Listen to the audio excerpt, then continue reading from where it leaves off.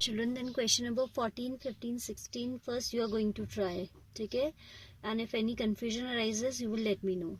I'm telling 17th one, or mutually also you can help each other.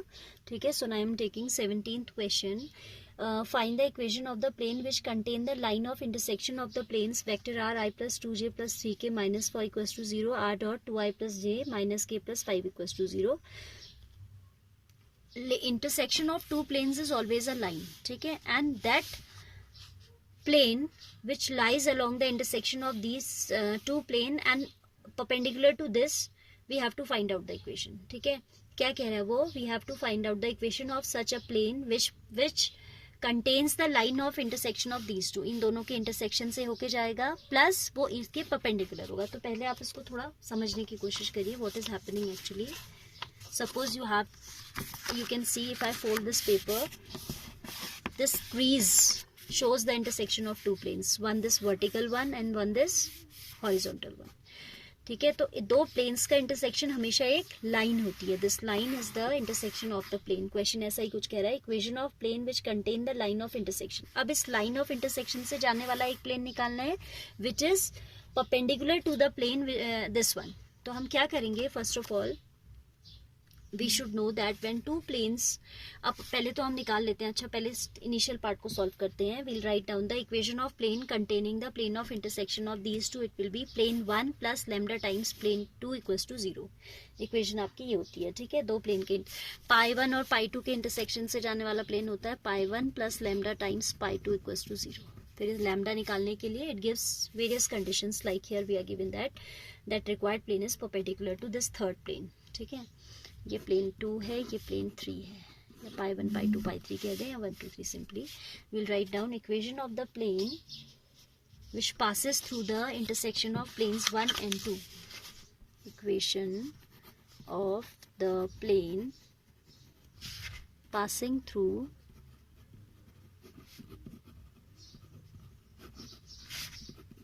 the intersection of planes 1 and 2. It is plane 1, that is r vector dot I plus 2j plus 3k minus 4 plus lambda times vector r dot 2i plus j minus k plus 5 equals to 0. ये plus 5 bracket के अंदर ही रहेगा क्योंकि इस plane के लिए है, is equal to 0. Plane 1 plus lambda times plane 2 equals to 0. इसे थोड़ा अगर हम सिंप्लीफाई करें तो we can write it as, ये ऐसे ही छोड़ दो, बाद में सिंप्लीफाई करेंगे, सिर्फ कांस्टेंट हटा देते हैं. वेक्टर आर डॉट या कर ही लूँ, सिंप्लीफाई कर लेते हैं. आई प्लस आई का कोफिशिएंट हो जाएगा 1 plus 2 lambda, 1 plus 2 lambda times I. ठीक है, आई के साथ डॉट में, आर के साथ डॉट में चल रहा है क्या, 1 प्लस 2 लैम्डा आई के साथ प्लस जे के साथ आ जाएगा 2 plus lambda into j cap plus 3 minus lambda into k cap bracket close plus constant में हमारे पास है 5 lambda minus 4 equals to 0. Plus 5 lambda positive है, so I have written first and then minus 4. ठीक है, अब ये जो प्लेन है, ये क्या प्लेन है, रिक्वायर्ड प्लेन है that is passing through the intersection of given two planes.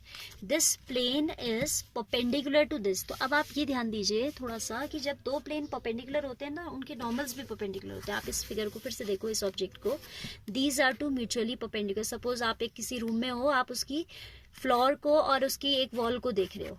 ठीक है, तो सपोज एक पोल ऐसे आया है जो नॉर्मल है आपकी इस वॉल पे, एंड दूसरा पोल ऐसे आया जो आपके बेस पे परपेंडिकुलर. तो यू कैन ऑब्जर्व कि आपके ये दो जो नॉर्मल्स हैं ये भी आपस में क्या होते हैं, परपेंडिकुलर होते हैं.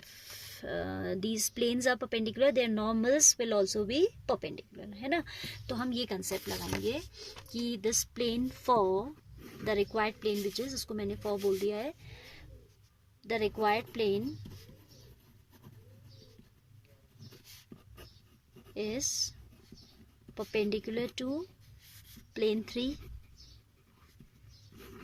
ठीक है, this implies their normals are also perpendicular.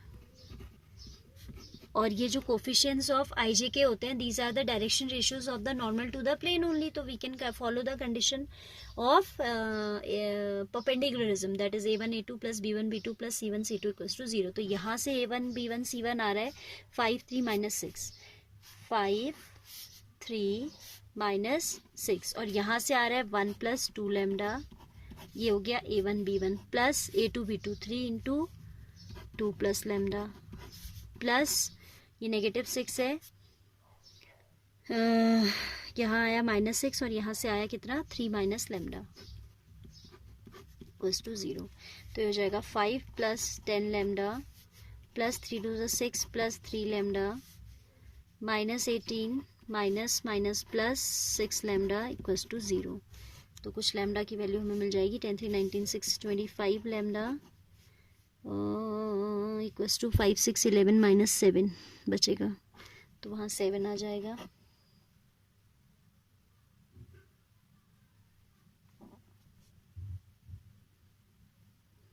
दस और 3 13, 13 और 6 19, 25 क्यों लिख दिया मैंने, यहाँ पे 19 लैम्डा आ रहा है बेटा. से 10 plus 3 13, 13 plus 6 is 19 lambda minus 5 6 11 minus 18 is minus 7 equals to 0. तो लैम्डा आ जाएगा 7/19. अब इस लैम्डा की वैल्यू आप रख दीजिए इक्वेशन नंबर 1 में, तो आपको एक प्लेन की इक्वेशन मिल जाएगी. ठीक है, तो कर ही लेते हैं इसे भी.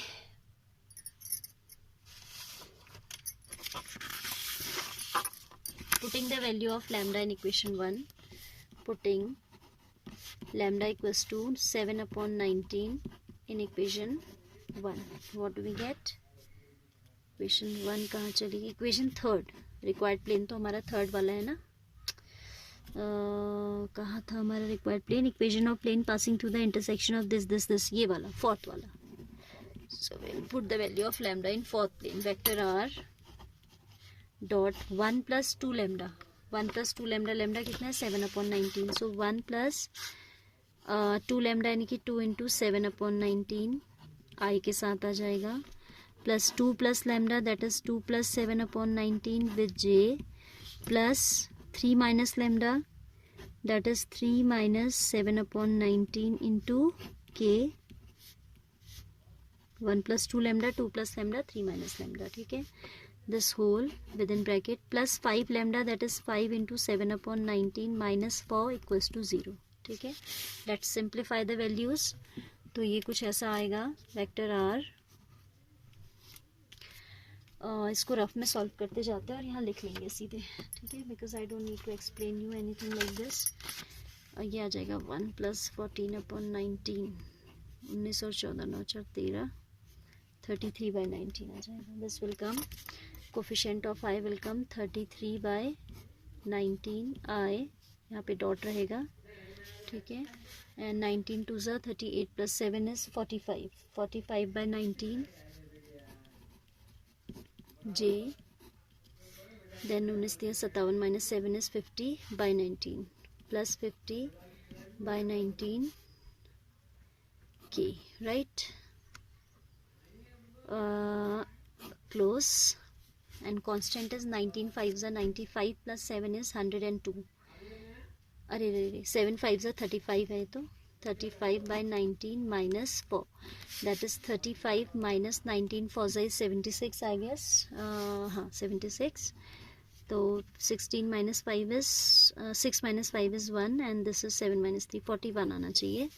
सो it is negative 41/19 equals to 0. So overall we can see 19 is a common denominator, so we can write equation of vector of the plane in this manner.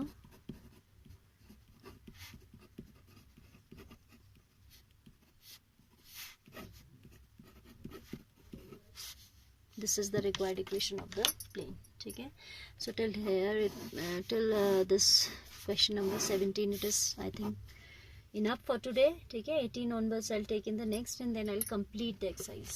तो आप इतना अच्छे से सीख जाइए पहले. ठीक है, और जिन्होंने कर लिया that's very good. Every one of you have to do this work in copy. As soon as I call you to the school, I'll take your copies also for correction.